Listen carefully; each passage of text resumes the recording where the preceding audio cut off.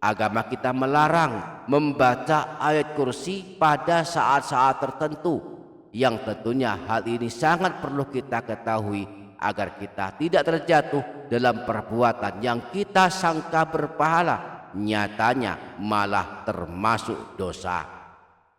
Nah, kapankah kita dilarang membaca ayat kursi?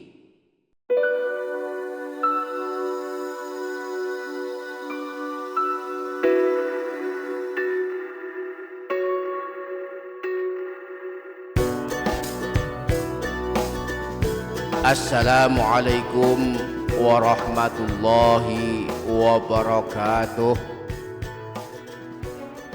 Bismillahirrahmanirrahim. Alhamdulillahi rabbil alamin.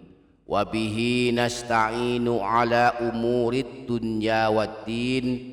Wassalatu wassalamu ala ashrafil anbiya'i wal mursalin, sayyidina wa maulana Muhammadin wa ala alihi wa ashabihi ajma'in, amma ba'du.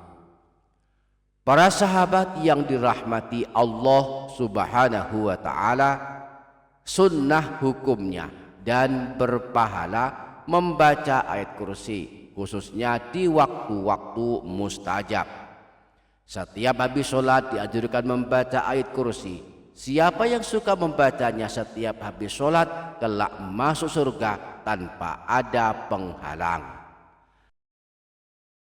Imam Baihaqi meriwayatkan hadis di dalam kitab Syu'abul Iman, menyebutkan bahwa Rasulullah pernah bersabda, "Man qara'a ayatal kursiyyi fi duburi kulli sholatin lam yakun bainahu wa baina an yadkhulal jannata illa ayyamuta fa idza mata dakhalal jannah." Siapa saja yang membaca ayat kursi setelah selesai ibadah sholat, maka tidak ada penghalang antara dia dan masuknya dia ke surga kecuali kematian. Jika kelak dia meninggal dunia, dia akan masuk surga. Demikian pula sebelum tidur juga dianjurkan membaca ayat kursi. Rahasianya disebutkan dalam sebuah hadis yang bersumber dari Sayyidina Abu Hurairah, yang redaksinya cukup panjang, tetapi intinya menjelaskan keutamaan ayat kursi jika dibaca sebelum tidur.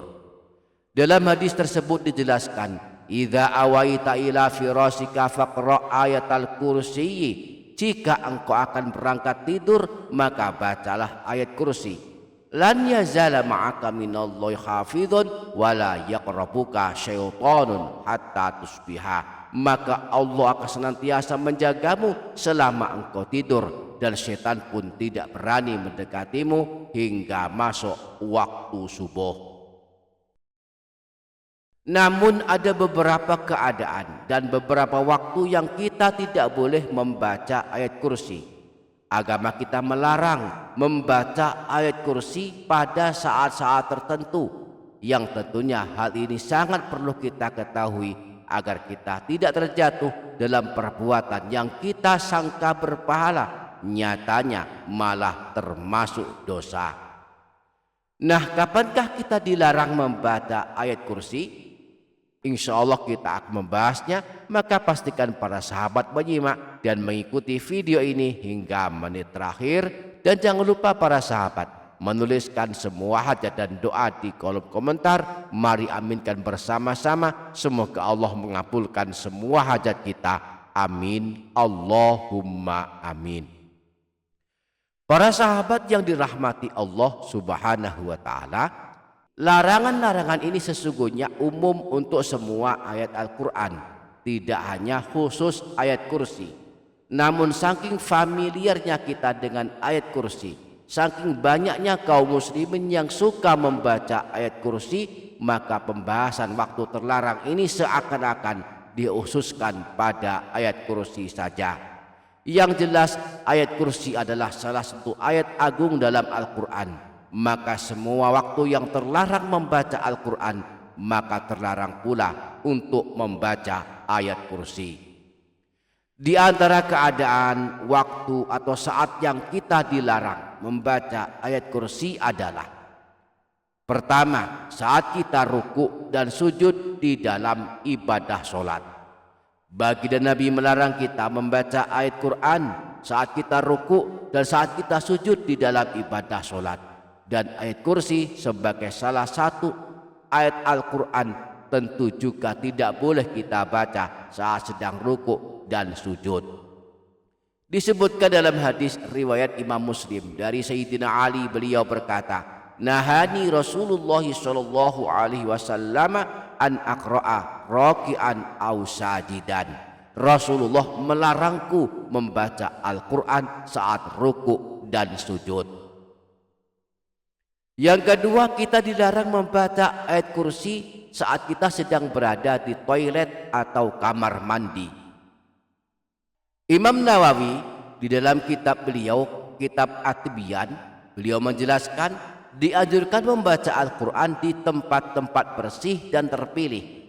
Oleh karena itu sekelompok ulama menganjurkan membacanya di masjid karena telah memenuhi semua kebersihan dan tempat yang mulia. Adapun membaca di kamar mandi, para ulama berbeda pendapat dalam memakruhkannya. Para ulama dari kalangan Syafi'iyah mengatakan tidak dimakruhkan. Meski hukumnya makruh membaca Al-Quran, termasuk membaca ayat kursi di dalam kamar mandi atau toilet, namun hal itu tetap termasuk terlarang karena menyalahi adab-adab membaca Al-Quran. Yang ketiga, kita dilarang membaca ayat kursi sebagai salah satu ayat Al-Quran saat kita mengantuk. Imam Nawawi menyebutkan hal ini dalam kitab At-Tibyan, bahwa makruh hukumnya membaca Al-Quran meski hanya ayat kursi. Hal ini untuk menjaga kemungkinan salah baca sehingga merusak atau merubah ayat Al-Quran. Yang keempat, kita dilarang membaca ayat kursi saat kita sedang menanggung hadas besar, seperti sedang junub, sedang haid, dan sedang nifas. Sebagaimana disebutkan dalam hadis riwayat Imam Tirmidzi dari Sayyidina Abdullah bin Umar, Rasulullah pernah bersabda, la taqra'ul haidu walal junubu syai'an minal Qur'an. Janganlah wanita haid dan orang-orang junub membaca sesuatu dari Al-Quran. Meskipun demikian, jika membaca ayat kursi niatnya sebagai zikir saat sedang junub atau saat sedang haid dan nifas, hukumnya boleh asal membacanya tidak membuka Al-Quran, tidak membuka mushaf Al-Quran atau menyentuhnya.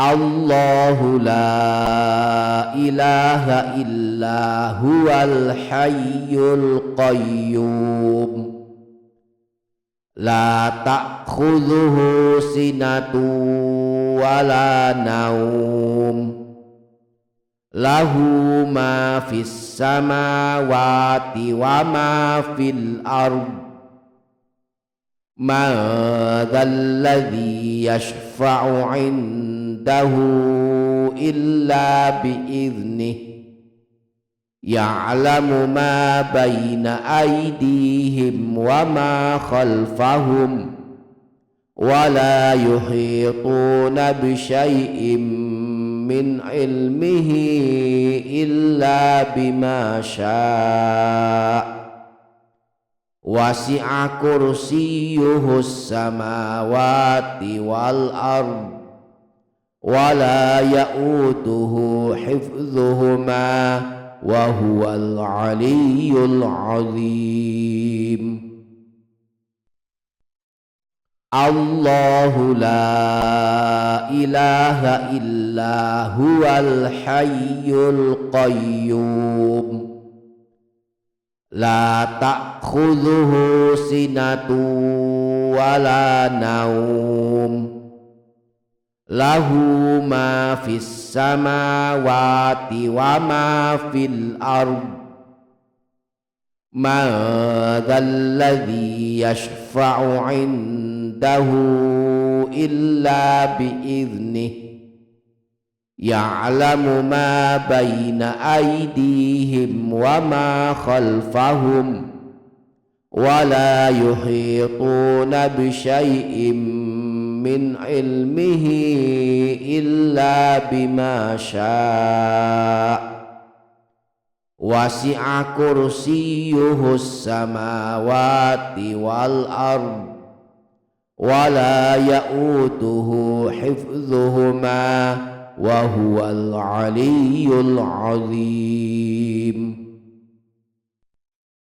Allahu la ilaha illa huwal hayyul qayyum la ta'khudhuhu sinatu wa la naum lahu ma fis samawati wa ma fil ard ma dzalladzi yashfa'u 'indahu illa bi'idhnihi ya'lamu ma baina aydihim wa ma khalfahum wa la yuhituna bi syai'in min ilmihi illa bima syaa' wasi'a kursiyyuhus samawati wal ard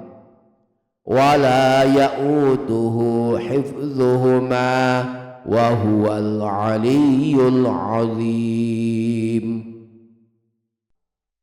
Semoga Allah memudahkan kita untuk mengamalkannya. Amin Allahumma amin. Demikian, semoga bermanfaat. Kurang lebihnya mohon maaf. Sampai jumpa di video berikutnya. Wassalamualaikum warahmatullahi wabarakatuh.